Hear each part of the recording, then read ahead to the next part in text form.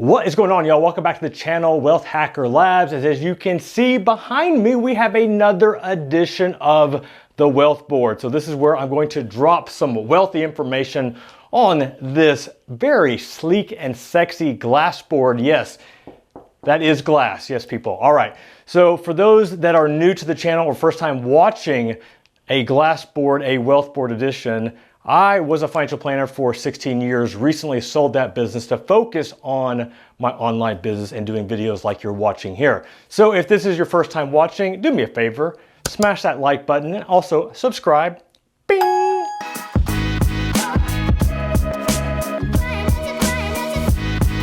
Okay, now that we got that out of the way, so as you can see, today's video is titled The Worst Money Mistakes. And what I'm sharing today is not just general money mistakes. I'm talking about mistakes that I saw clients of mine make over the past 16 years. Now, not every single client made all 6 of these mistakes, but I mean, I would say that they made at least one of them. And it was really hard for me to add up if you were to make each of these 6 mistakes. But I'm going to just average here that if you were to make each of these over your lifetime, that it would cost you about $1.7 million. That's correct. $1.7 million.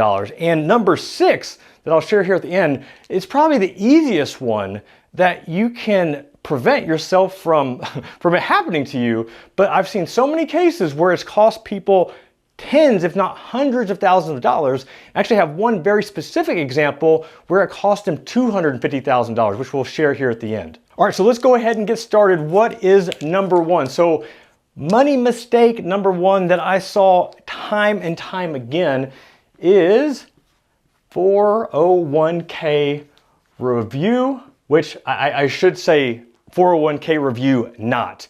I just saw so many examples of people starting a 401k, investing in their 401k, but they didn't know what they were putting their money into. You know, they just either picked something blindly or they just let their employer decide with their default investment option, or they asked their friend at lunch or in the break room, like, oh, hey, what are you doing with your 401k? Like, okay, I'm going to do that. And I had one very specific example. This was a close friend of mine who was a very, very smart individual. So this individual graduated with an electrical engineering degree. I mean, you gotta be pretty smart, you know, to have one of those.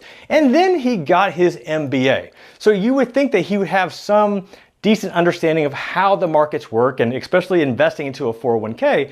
So he contacted me and he was putting money in his 401k, had been doing so for a number of years. And this was during, you know, the bull market when things are really, really soaring. And after a few years, like his account had returned about 6%. So, I mean, yeah, he was making some money, but he just really wasn't sure why he wasn't making as much as the market, because the market at that time was averaging between 12 to 14%. So as you can see, like he's leaving or missing out on 6 to 8% return. So when I had a chance to review his 401k, what I saw was that his 401k he had invested all of his money into a total return fund. Total return fund, which sounds like, okay, I mean, that sounds pretty good. You know, getting total return, getting all the return, not just half or 3/4, we're getting total. But for those that don't know this, typically what a total return fund is describing is a bond fund.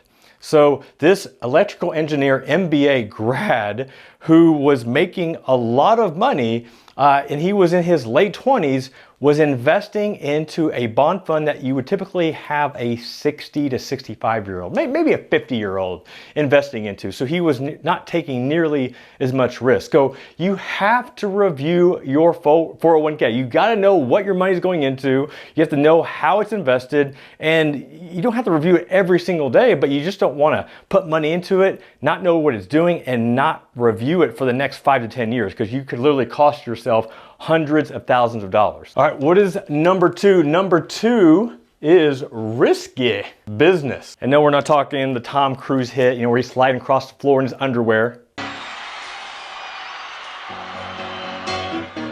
Just take those old records off the shelf. So what do I mean by risky business? Well, one of the things I really enjoyed whenever I was meeting a client for the first time or even working with existing clients is I would ask them the question, what is risk to you, or how risky are you? And you would love the responses that I would get because they were all across the board.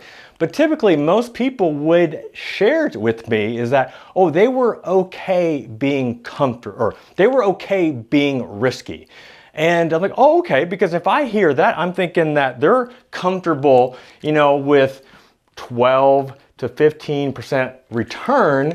But what that also means is that you're going to have a lot more volatility or roller coaster rides in the market.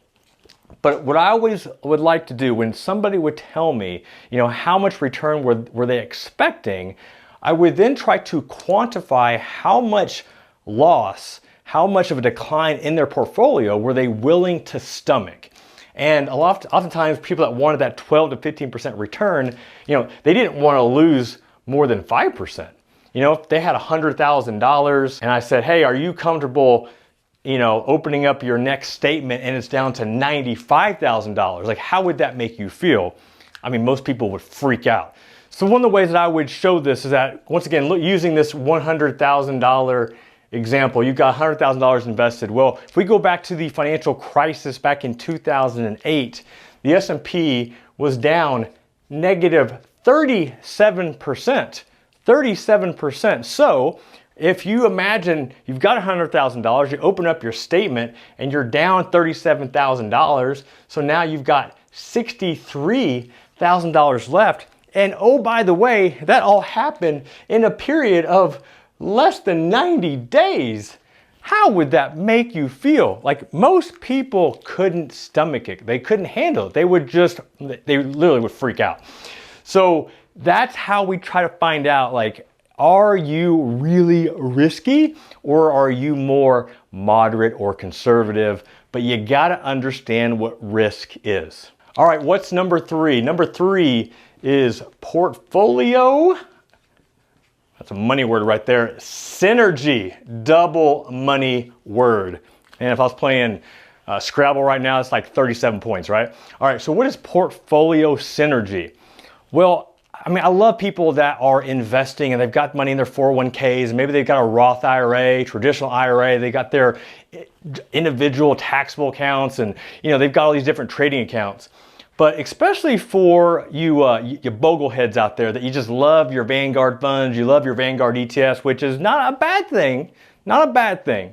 But what I typically would see is that when you have all these different accounts held at different places, you don't realize that a lot of these ETFs and mutual funds are going to own the exact same stocks.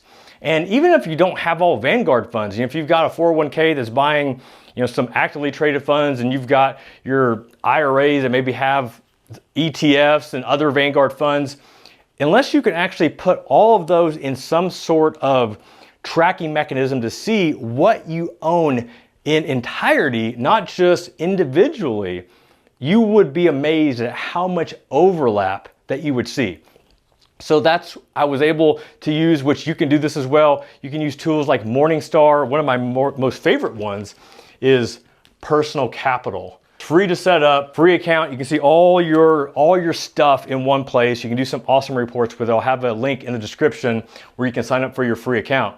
But basically, it will show you what do you have and where do you have it. So for example, if one of your mutual funds owns a large position in Google or Facebook or Berkshire Hathaway, and then you could see how much do you own that across your entire account, because you might be shocked to see that you actually own, say, 20% of one stock in your entire portfolio. And most people have no idea because they don't even know what their ETFs or mutual funds own. So understanding what portfolio synergy is, because if you are diversified and you have the right things, then that actually can increase your portfolio return while decreasing your risk. And that's what synergy is all about. And if that doesn't make sense, if that is like a lot for you to digest, let me just give you a simple analogy. If you love peanut butter, then you love jelly. You know what happens when you bring those two together? I mean, it is just peanut peanut butter, and jelly, peanut butter, and jelly. It's just a miracle. I mean, it's just so good. It's so much better than their individual parts. I mean, that's what we're talking about synergy, right? You got your peanut butter, you got your jelly, throw in a glass of milk while you're at it, and all those together just make this amazing goodness. If you don't like peanut butter and jelly, then I don't know what's wrong with you. I'm praying for you because that is one of my favorite snacks of all time. Please, please, we can talk about it later on. But that's what synergy is all about, where you're putting all things together and it's going to give you a greater return, and also decrease your risk, but you gotta know what you have first. So that's why you need tools like Personal Capital or Morningstar so you can get a snapshot of what you got. All right, number 4, what if? And really is what if tests. And it just amazes me that people they know that life happens. Like, you know that the chances are you're gonna have some sort of medical emergency, you're going to change jobs, you're going to, there's going to be a bear market, you're gonna lose money in the stock market, you're gonna have kids, your kids are gonna get into trouble, you're gonna have to pay for their college, they're gonna need braces. I mean, there are so many different things that life is going to throw at you. But when it comes to looking at their portfolio and looking at how much they're saving, how much they're investing, and what the returns are and what's going on, they just don't take the time to ask themselves, what if? What if you lose your job? What if the market tanks? What if your mutual fund manager decides to retire and he gets replaced with another manager that doesn't know what he's doing? You have to ask these questions. And I've seen so many examples, and one that comes to mind is I had a client who was in his mid-60s, had a good chunk saved up, but even though we kept talking about risk, risky business, he wasn't willing to go more conservative because he never asked the question what if the market does tank and I lose 37% or some of that? And that's exactly what happened in 2008. Even though I kept guiding him to hey, let's take some profit off the table. Let's cash in on some of our gains. It was all in a retirement account, so he didn't have to pay taxes on it, but yet he just was so comfortable where things were and how things were going that he wasn't willing to ask and answer that what if test. So what happened? He lost money, obviously, that everybody did with the financial crisis, but what even hurt more is that he had to delay his retirement.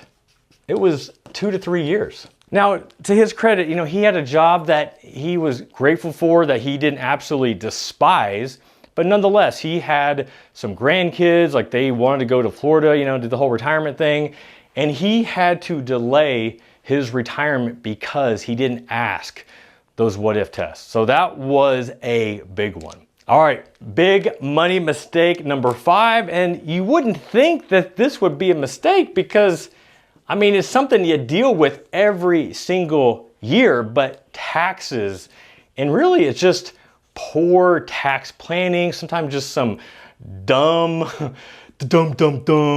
tax decisions, or you just don't even think about taxes, a variety of ways. But the most common one that I would see, especially dealing with retiring clients, people that are getting ready to retire, so most people have their money saved up, now they're drawing out of their retirement accounts. And when it came to taxes, when you pull money out of a retirement account, unless it's a Roth IRA, you have to pay taxes. The tax rate is going to be your ordinary income rate. So whatever wages that you are making, just like if you're working now, you got a job, typically you're going to be in a higher tax bracket if you're making good money. Well, that can change at retirement, but if you're pulling out massive amounts out of your retirement account, then you're gonna have to pay ordinary income tax just as if you were working. So the one example that comes to mind, and I will never forget this to my day. So this guy had a bunch of money saved up. He was retiring early, mind you. He had some health issues. So he wanted, seriously, within the first month or two of retiring, he wanted to buy brand new GMC Denali truck. Brand new, 0 miles on it. And I think if I recall, it was around $65,000, so maybe $70,000 on the sticker price. That's what he was ready to do. He was ready to pull all that money out of his retirement account to buy this brand new truck. And I'm like, wait, no, wait, you get this, right?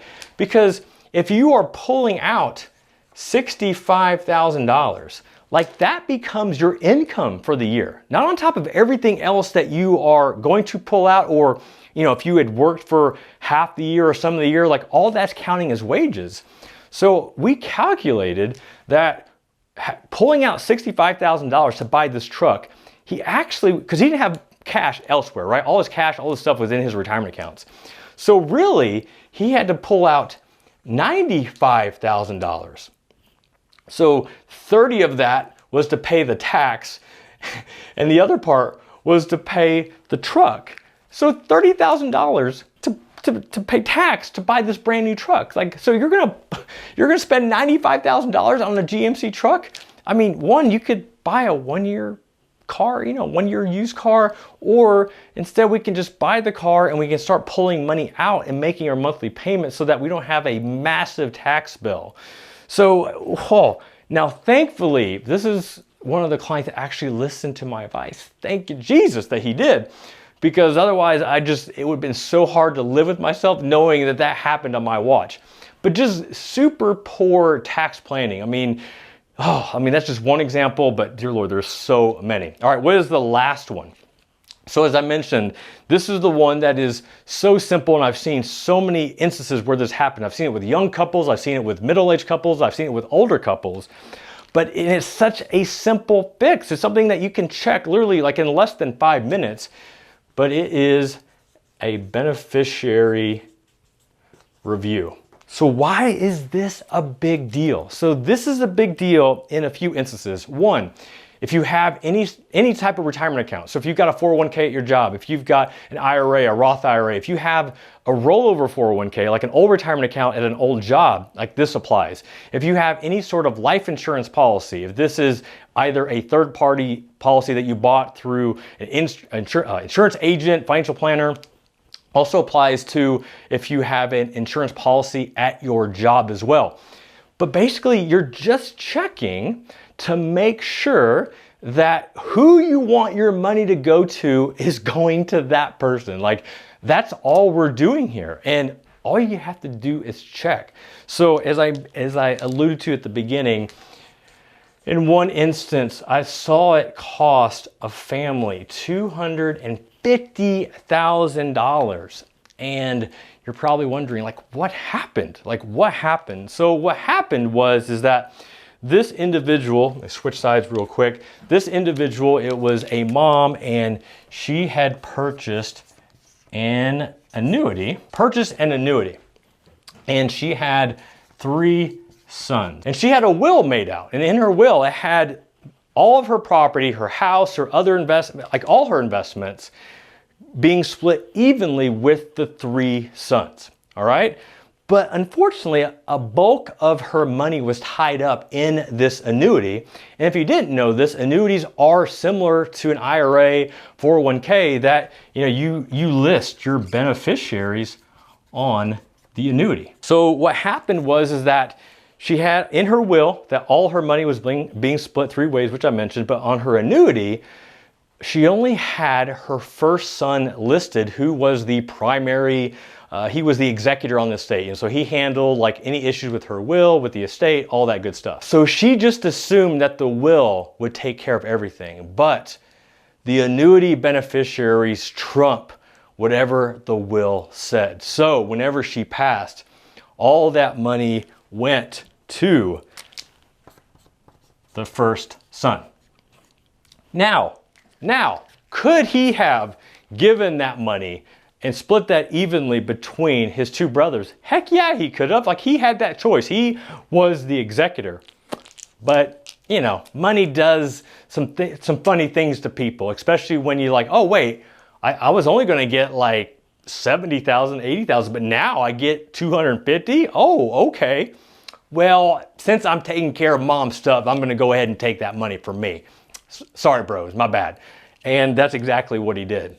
He didn't split the money. It tore apart the family because it's like, bro, like, you know what mom wanted. Like, that's what she had in their will. Of course that's what she wanted. And he's like, I don't care. My name was on there. I'm going to do it. I'm going to take it.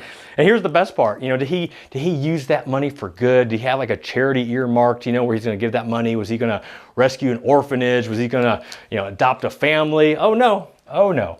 He took that money and he bought an airplane. An airplane. And here's the best part. He didn't even have a pilot's license yet. Like, he had aspirations of being a pilot, but he hadn't flown yet. So he decided to take all that money and he bought an airplane. And that's what happened. That's why it's so important to check your beneficiaries. Another example I've seen is where, let's say you start a 401k, a Roth IRA, and you have your parents listed as your beneficiaries because you're not married yet.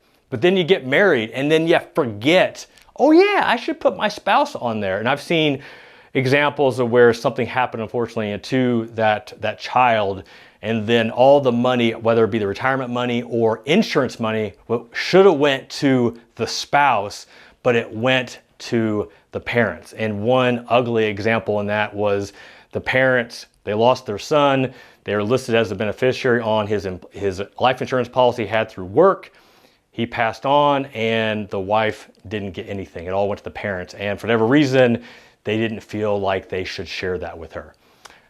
Yes, these are ugly situations, but I tell you, I'll tell this time and time again, money will make you do things that are sometimes crazy. And that's exactly what we happen here.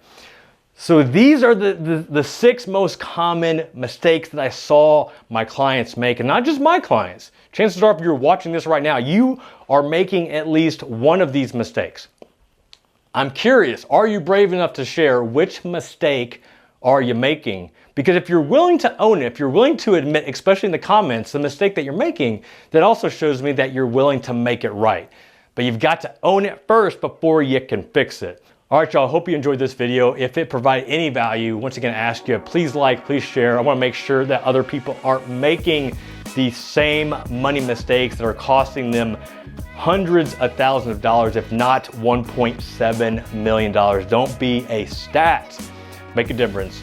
This is Jeff Rose reminding you that it's your money, it's your life, and only you can make it awesome. Until next time, peace.